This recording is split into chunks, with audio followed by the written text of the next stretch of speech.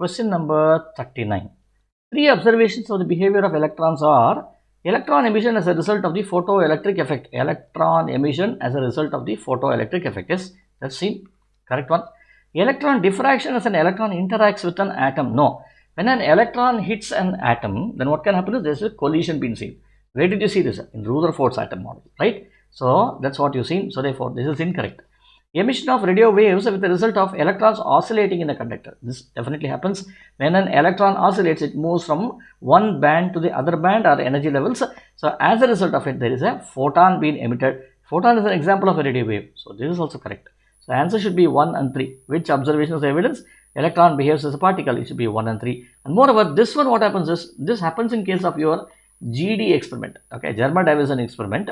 Okay, so here you see when there is a diffraction over here, this is a corresponds to something like electron